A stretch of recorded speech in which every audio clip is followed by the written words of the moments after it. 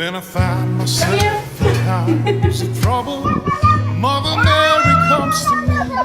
speaking words of wisdom